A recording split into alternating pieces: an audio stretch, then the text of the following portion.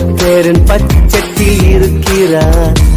எதற்கும் பயப்படேன், எதற்கும் பயப்படேன். கர்த்தரின் பட்சத்தில் இருக்கிறார். எதற்கும் பயப்படேன், எதற்கும் பயப்படேன்.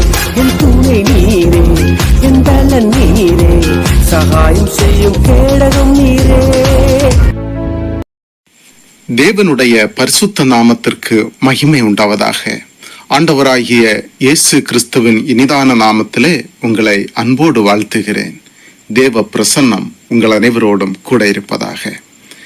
இந்த நாளிலும் உங்களோடு தியானிப்பதற்காக தெரிந்து கொள்ளப்பட்ட வாக்குத்தத்த வசனம் சங்கீதம் 118 அதிகாரம் 6 வசனம். கர்த்தர் என் பட்சத்தில் இருக்கிறார், நான் பயப்படேன். மனுஷன் எனக்கு என்ன செய்வான்? ஹல்லேலூயா. கிறிஸ்துவுக்குள் பிரியமானவர்களே, இன்றைக்கு ஆண்டவர் நம்மை பார்த்து சொல்லுகிற வார்த்தை, கர்த்தர் என் பட்சத்தில் இருக்கிறார். இந்த உலகத்தை படைத்த தேவன், வானத்தை திரையை போல விரித்த தேவன், சூரியன் சந்திரனையும் உண்டாக்கின தேவன், இயற்கைகளை உண்டாக்கின தேவன், மனிதனை மண்ணினாலே உண்டாக்கி அவருடைய சாயலாலே உண்டாக்கி இந்த வார்த்தையை கேட்கின்ற உங்களை பார்த்து சொல்லுகிறார், நான் உங்கள் பட்சத்தில் இருக்கிறேன். ஹல்லேலூயா. நான் உங்களுடைய அருகாமையில் இருக்கிறேன். நீங்கள் செல்கின்ற பாதைகளிலும் செய்கின்ற வேலைகளிலும் நான் உங்களோடு இருக்கிறேன். உலகத்தின் முடிவு பரியந்தமும் நான் உங்களோடு கூட இருக்கிறேன் என்று சொல்லுகிறார். ஆண்டவராகிய இயேசு கிறிஸ்து நம்முடைய பட்சத்தில் இருக்கிறதுனால நாம் எதற்கும் பயப்பட வேண்டிய அவசியம் கிடையாது. ஏனென்றால் வசனம் சொல்லுகிறது, மனுஷன் எனக்கு என்ன செய்வான்? மனுஷனாலே நமக்கு விரோதமாய் எழும்ப முடியாது. அசுத்த ஆவிகளினாலே நமக்கு விரோதமாக எழும்ப முடியாது. உங்களுக்கு விரோதமாக பல திட்டங்களை தீட்டி ஒரு கூட்டமாக, ஒரு சேனையாக எழும்பி வரலாம். அன்றைய நாட்களிலே பார்வோன் சேனையை எழும்பி வந்தபோது பார்வோனை தண்ணீரினால் அமிழ்த்த தேவன் அவர். இன்றைக்கு நமக்கு விரோதமாக எழும்பி வருகிறவர்களுக்கு அவர்களுக்கு இல்லாமற் செய்வார். அவர்கள் வெட்கப்பட்டு ஓடும்படி செய்வார். நமக்கு விரோதமாக செயல்படுகிறவர்கள் யாராயிருந்தாலும் சரி, அவர்களை வெட்கப்பட செய்வார். ஆண்டவர் நமது பட்சத்தில் இருக்கும் பொழுது நாம் தேவனுடைய திட்டங்களை நிறைவேற்ற முடியும். இன்றைக்கும் நம்மை ஆண்டவர் தேவனுடைய திட்டத்தை நிறைவேற்றும்படிக்கு எப்படி அன்றைக்கு தாவீதை உயர்த்தி ஆசீர்வதித்தாரோ அதே போல நம்மையும் உயர்த்தி ஆசீர்வதிக்க அவர் வல்லவராக இருக்கிறார். தேவன் தாமே இந்த வார்த்தையின் மூலமாக உங்கள் ஒவ்வொருவரையும் ஆசீர்வதித்து வழி நடத்துவாராக. ஆமென். இருக்கிற இடத்திலே ஒரு நிமிடம் கண்களை மூடி ஜெபிப்போமா?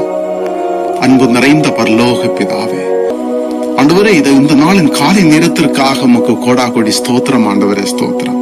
இந்த நாளிலும் கூட ஒரு புதிய நாளை காண கிருபை செய்தமைக்காக நன்றி தகப்பனே. ஆண்டவரே, இந்த நாளிலும் கூட உம்முடைய வாக்குத்தத்த வசனத்தை தியானிக்கும்படியாக செய்த கிருபைக்காக உமக்கு கோடாகோடி ஸ்தோத்திரம். ஆண்டவரே, இந்த வசனத்தை கேட்டுக்கொண்டிருக்கின்ற உம்முடைய பிள்ளைகளை ஆசீர்வதிங்க ஆண்டவரே. அவளுடைய குடும்பங்களை ஆசீர்வதிங்க ஆண்டவரே. அவருடைய இருதயத்தின் நோக்கத்தை நீர் அறிந்திருக்கிறபடியால் உமக்கு கோடாகோடி நன்றி சுவாமி. ஆண்டவரே, நீர் இன்றைக்கு எங்கள் பட்சத்தில் இருக்கிறீரப்பா, அதற்காக நன்றி ஆண்டவரே. ஆண்டவரே, நீர் சொன்னீரே, சதா காலங்களிலும் நான் உங்கள் அருகாமையில் இருப்பேன் என்று. எங்களோட கூட இருக்கிறேன். நீர் எங்கள் தேவைகளை அறிந்தவராக இருக்கிறீர். எங்களுக்கு என்ன காரியம் தேவை என்பதை அறிந்தவராக இருக்கிறீர் அப்பா. எங்களுக்காக நீர் யுத்தம் பண்ணுகிறவராக இருக்கிறீர். எங்களுக்கு ஆலோசனை தருகிறவராக இருக்கிறீர். கோடா கோடி ஸ்தோத்திரம் ஆண்டவரே. இந்த வார்த்தையை கேட்டுக்கொண்டிருக்கின்ற அனைவருடைய வாழ்க்கையிலும் நீர் பட்சமாக இரும் அப்பா. எந்த ஒரு குறைவும் இல்லாதபடி நடத்துங்க ஆண்டவரே. ஆண்டவரே, உம்முடைய அபிஷேகத்தினாலே, வரங்களினாலே, வல்லமைகளினாலே நீர் நிரப்புங்கப்பா. ஆசீர்வாதங்களை காண கர்த்தர் கிருபை செய்வீராகப்பா. வியாதியாக இருக்கின்ற உம்முடைய பிள்ளைகளை நோக்கி பாரும் ஆண்டவரே. உம்முடைய வல்லமையுள்ள கரத்தினால, ஆணியால் அடிக்கப்பட்ட கரத்தினால, அற்புதங்களை செய்கின்ற கரத்தினால அவர்களை தொட்டு சுகப்படுத்தும் ஆண்டவரே. ஆண்டவரே, நல்ல ஒரு விடுதலையை கொடுத்து ஆசீர்வதிங்கப்பா.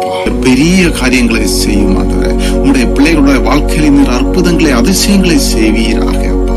ஆண்டவரே, உம்மிடத்திலே தாழ்த்துகிறோம், ஒப்பு கொடுத்து ஜெபிக்கிறேன் சுவாமி. குறை குற்றம் அவற்றை மன்னியும், ஆசீர்வதியும், பலப்படுத்தும். மிகுதியான நேரமும் கூட இரும். இயேசு கிறிஸ்துவின் மூலம் ஜெபிக்கிறேன் ஜீவனுள்ள நல்ல தகப்பனே. ஆமேன், ஆமேன், ஆமேன்.